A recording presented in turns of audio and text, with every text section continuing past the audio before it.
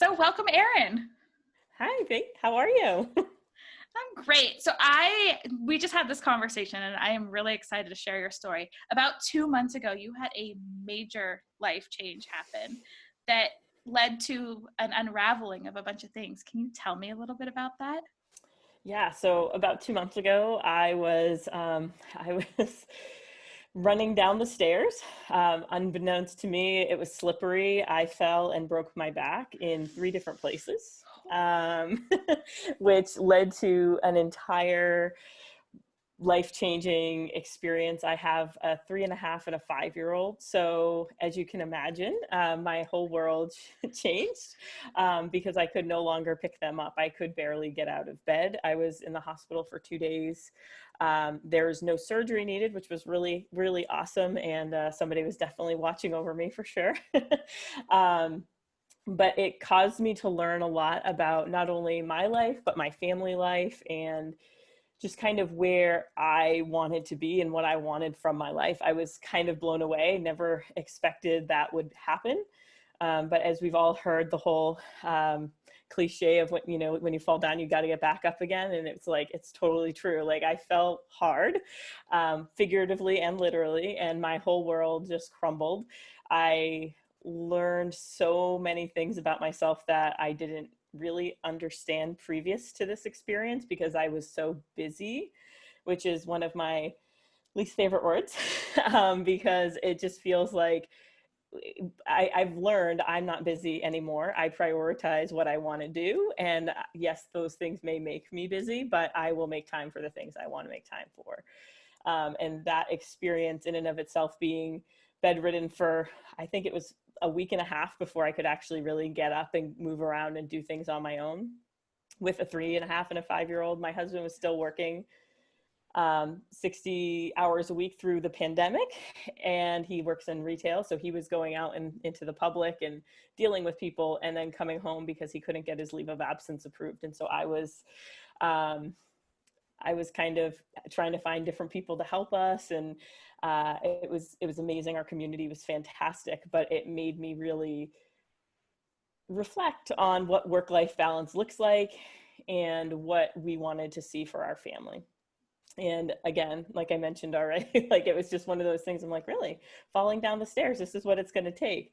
And it was amazing. It was, everybody thought that I was being like, that I was almost crazy because I just kept saying it was a blessing. It was such a great thing. It made me slow down because so many people slowed down at the beginning of the pandemic. But for me, my work is virtual. So everything picked up with the pandemic for me. So this was the first time that I'd really had to slow down. And so it was a really cool opportunity to learn what slowing down is really all about, and what, like, that control aspect. I felt like I had control of my life. I'm a planner, so I knew exactly what was going to happen every minute of every day. I had my meals planned out. I had my shower planned out. I had all this stuff. And then at 4:30 in the morning, I fell. I was heading out for a run. So I was actually going to be doing a half marathon this past weekend. So I was training for my half marathon, and that all went away.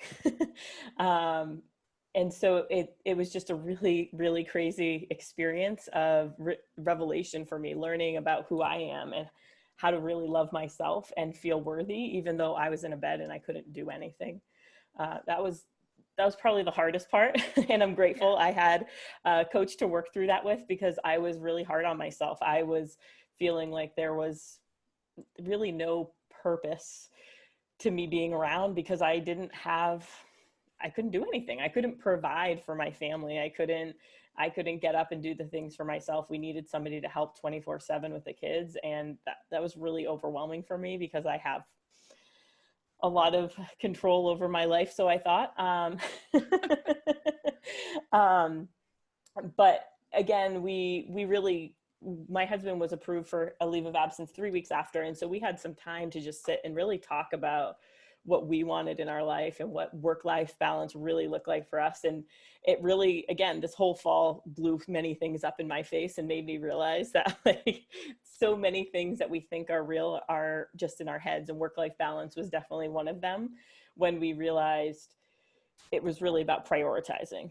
you know, I could care less what anyone does for a job as long as they're happy doing that job. You know, it shouldn't be, if you're going to work 60 hours a week and you're going to be happy, that's fantastic. But if you're going to work 60 hours a week and be unhappy, what's the point? You know, Yeah. You're not going to be able to be your truest self if you're constantly in that place of being unhappy at work, coming home probably exhausted and taking it out on your loved ones in some way, shape, or form. And so in terms of work-life balance, it was just incredible to really understand that that doesn't exist. And it's so sad that we're always searching for it. You know, I know I've worked for plenty of corporations where it's like, we offer really great work-life balance, yet all of the corporations I've ever worked for, I've never experienced that truly. And I even try to do it myself. Like, I find myself doing it all the time where I'm like, okay, how can I get enough work in, but also spend time with the kids and take a nap so I take care of myself and get my workout in? Like, how do I balance it all? And I realized, like, I was, you know, I was walking down the stairs and I fell, and I kind of imagined that it was like I had a bunch of balls I was juggling in the air, and they all just fell because I lost it all. And now I'm slowly rebuilding it and finding what things I want in my life, what things are important. Self-love has always been hard for me. During this process, realized that one of the hardest parts of self-love for me is that I judge other people in a way that I want to be like everybody else. And I never realized that I should want to be me. Yeah. And through this experience, I really learned a lot about just loving who I am in the body that I'm in. I know I was bedridden, but I couldn't work out, and I felt like I was a bad person because I couldn't get out for a workout. And I was so mad at myself. And it really taught me so much about self-love. And now I'm working out because it's a really good thing for my mental health. It's a really good thing for being energetic for my kids. It's a really good thing for so many reasons, but I was doing it for all the wrong reasons. And it took falling down the stairs. Like, I've been taken out of marathons, half marathons before, for other health reasons. And this one was really big because I was really excited about it. And I was really nervous that I was, you know, what if I get hurt? What if I can't do it again? And then I get hurt.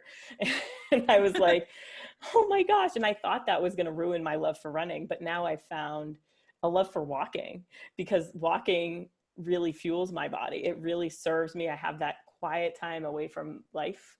I find that to be like almost probably the most creative point in my life is going for walks. And it truly is self-love for me, because there's nothing like just going out for a walk and just enjoying the birds, going to see a sunset or a sunrise, and just being so excited to be in that place, and remembering that I'm doing it for me, because there's very few things I feel I do that are truly for me.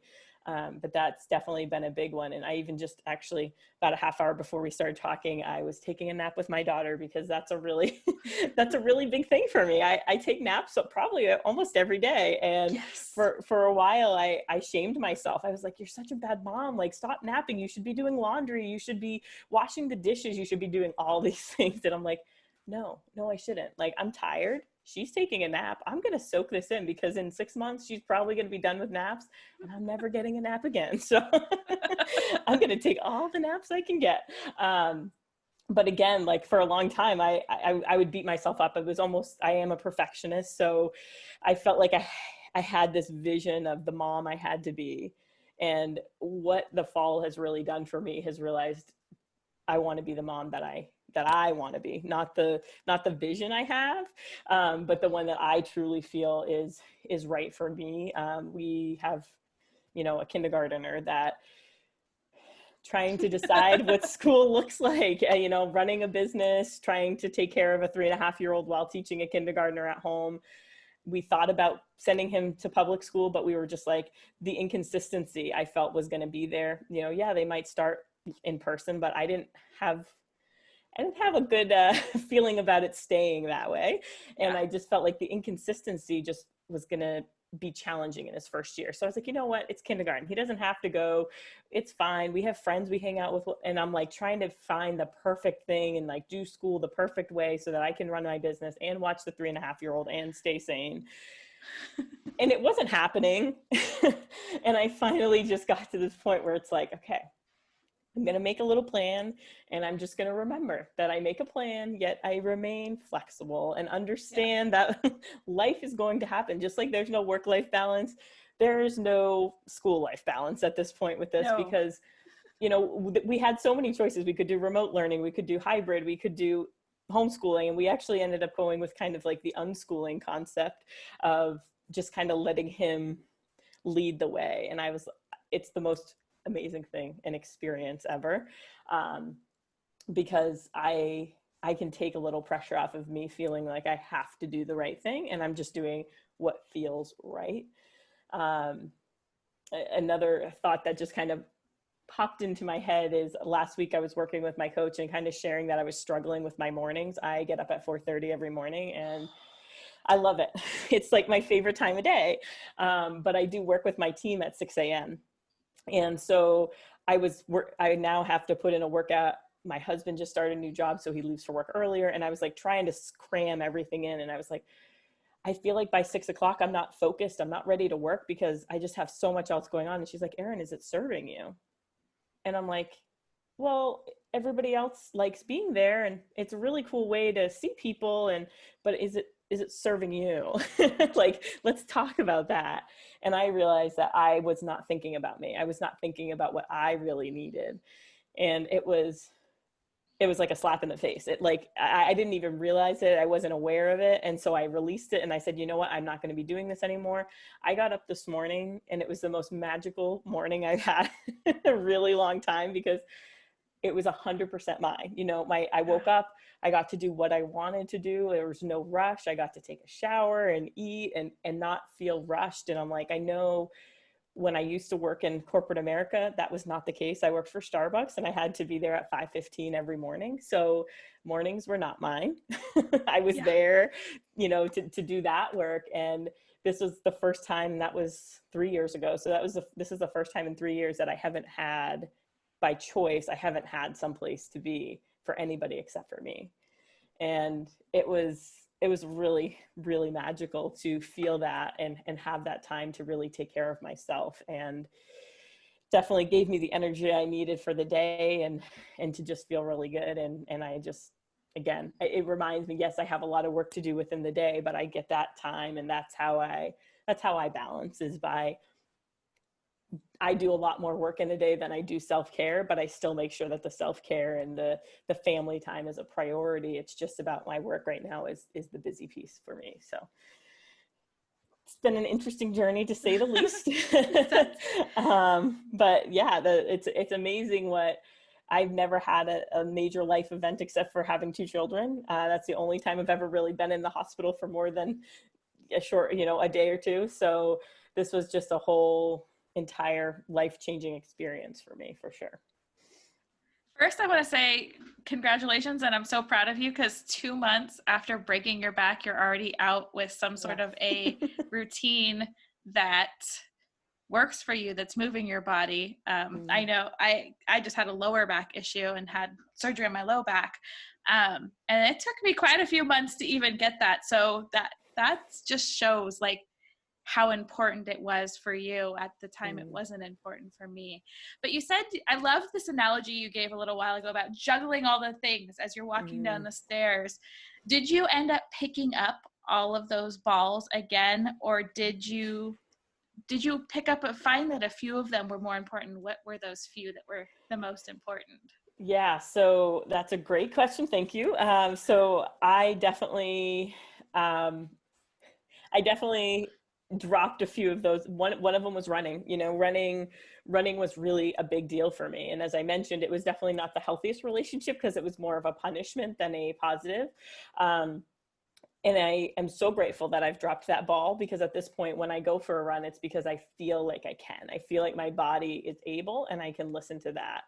I also have dropped, I actually, in my hands when I was walking, running, whatever, down the stairs, I had another book in my hands about eating healthy and different things like that. And I have since begun a journey with intuitive eating and learning about listening to my body and how, and it was so amazing because I thought I'm not able to move. Like I'm going to gain so much weight. Like I was so worried about what was going to happen. And I came out of it. I'm at this point where I'm like, I'm feeding my body. Like I'm doing what I need to do. And it's so crazy to think about, like that ball I've lost. I've dropped it. It's smashed on the ground and it's staying there, where I don't feel like I need to beat myself up or, do anything that causes me any pain just because of food. Like I just eat food and I enjoy it, and I can have an ice cream with my kids. And I did that stuff, and I was not worried about it. And it was just so cool to be able to say, when you ask about, what balls, that's a huge one, that diet mentality. I just dropped it and I said, see you later. The running, was a really big one. I hope someday I can pick that one back up. But right now I've just realized, as a mom, I had a really weak core, and I kind of knew it. Like I always said I wanted to have, a 6-pack ab, but I was never doing the work I needed to. Uh, and through this experience with personal training and or physical training and everything, they shared with me how, your core is probably pretty weak from having 2 kids, but now you can't use it as well because of your back. And I had to relearn how to do a crunch. Like not even that's the help, like the right workout to fix it, but like I couldn't physically do it because my brain and my core wasn't engaging together. And so I've realized that work is way more important than going out for a run and trying to get as fast as I can, because if I don't have a strong core, that speed's never going to matter. And so those are 2 really big ones. I can also tell you, in terms of the balls, I would say money was a really big one for us. We were always working to, obviously everybody wants to be able to afford the roof over their heads and the car they drive. I get that. But we became a 1-car family during the pandemic. We decided, like, we only need 1 car, we'll be fine. And we've really been able to, since that experience, we've just learned, like, we just want to be happy. We don't need all the nice things. If we have to sell our house because we get a job that we love, but we're not making as much money, like, that's what we want. We want to be happy. We want our kids to see that. And that was a really big one for me, because I've always been just trying to work harder. And that, again, they kind of go hand in hand, right? I was trying to work harder to make more money so that we could have all these things. And when it came down to the bottom line, like, we have this amazing community that supported me, as far away as people in Arizona, all the way here, down to Florida. Like, we just had this whole group. We're in New Hampshire. So like, we had this whole group of people that came around and supported us in this crazy time of need. And that's what we need. We don't need the things, we don't need the money, we just need this community. And it's really taught us to learn to pour into that, and to, again, balance the right things in the best way possible, prioritize what we can. And that's really been a huge one for us as well. So a couple balls got left, and a few of them definitely got picked back up. And I would say, at the end of the day, the biggest one that's been improved is the spiritual ball. So for me, I have been a God believer for a few years now. I started going back to church about 2 years ago, and I love God, and I know that. But when I fell, I wasn't sure. I was like, what the heck? Like, this is not my plan. This is not what I wanted. Why did you do this to me?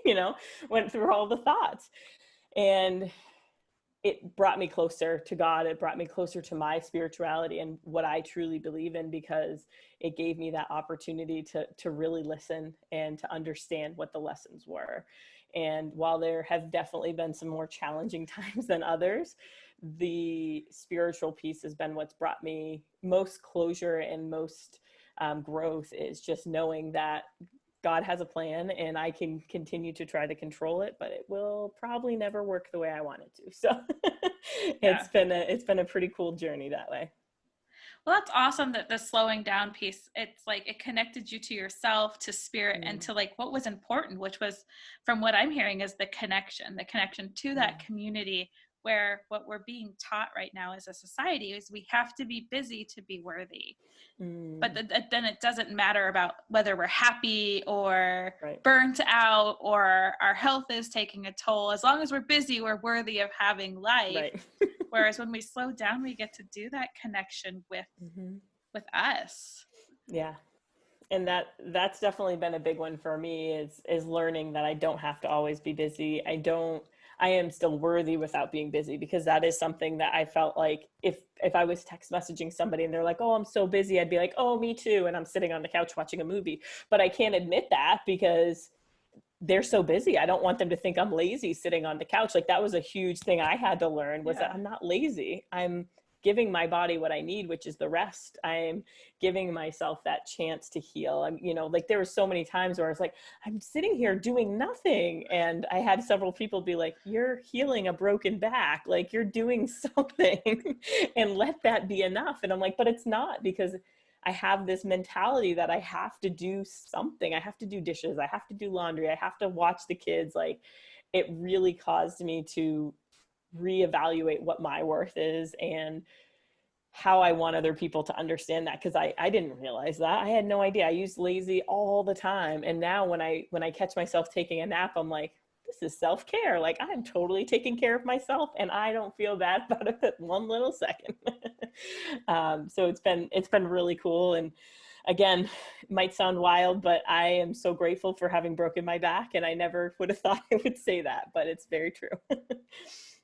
And I hear that a lot. I mean, that's part of my self journey too, is that I ended up with a bunch of chronic illnesses that made it so I had no energy. But almost everybody that I've talked to that has had some major medical thing take them from that 150 going 150% to like 2% of their life they get to do. Everyone that I've heard has been like, it was such a blessing. I needed to slow down. Yeah. And I think that's so cool that you're taking this time to be able to listen and figure out what it is you really want in your life.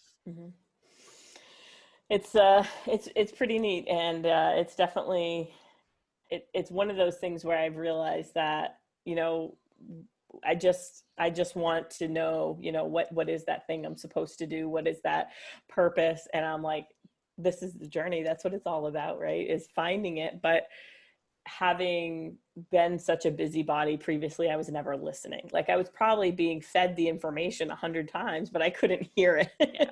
And so slowing down and taking that time, I don't know that I would have done it otherwise. And I've even noticed recently in the last couple of weeks that as things are opening up, we're starting to go out and we're doing a little bit more. And I'm like, no, stop planning all these things. Like there was a reason that you were slowed down, like stop taking all this on. And it's hard.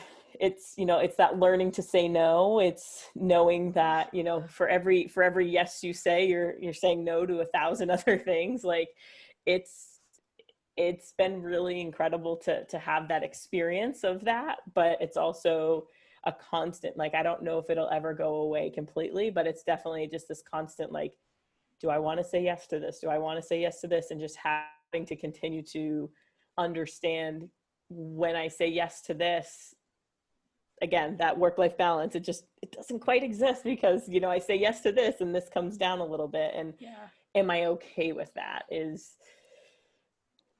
interesting to say the least. I love that though. It's just, like you said, there's not a balance, but it's going to be different phases or times in your life that work's going to be higher and then it's going to be family. And it's not really it's more like a seesaw. Yeah. It's a balanced seesaw of the seasons. Unless you're here where I live, we don't get seasons. So right. Well, in New Hampshire. I see in other places you get seasons. We don't really have them here. That's true. I forget about that. But for me, I've grown up and lived in New Hampshire my whole life, so I can relate it to seasons very much. And, for us, knowing that we're starting this school experience with my son, not really knowing what it's going to look like, it's like family is the priority right now. This is, do I still work? Do I still take care of myself? Yes. But at the end of the day, family is where we're focusing the majority of our time. And hopefully as October, November, fall comes around and fall is here, we'll be able to transition to a different season. Maybe not, who knows? Mother Nature always has a mind of her own, which means that so do these seasons. So it's really neat. And it's being able to nobody likes change. Like, I don't think there's anybody out there that's like, yay for change. I used to think that was me, and I've very quickly realized it's not. Like, I was like, I love change. And it's like, I mean, I do after, like, I like the newness and everything, but to create the new habits, that's a whole other, whole other animal. And so it's like, change is hard, but it is necessary for sure. So a question for you is, if somebody is in this phase where they're being busy and they don't want to go out and fall down the stairs or have a major life, what is one piece of advice you could give to someone who's living in that busy mentality, that to maybe scale back a little bit to start finding this awareness? I think the biggest thing, my passion right now is definitely, thank you for asking that, because it's really helping people understand that, shortening their learning curve and hopefully making their learning curve a little less painful, and really challenging them to take care of themselves. And the way that I encourage people to do that the most is meditation. I find meditation to be where I have come back to that slowness and realized that I was just doing too much. And I used to be very, very resistant to meditation. So for those of you listening that are like, I can't sit still, my brain doesn't stop thinking, I totally get it.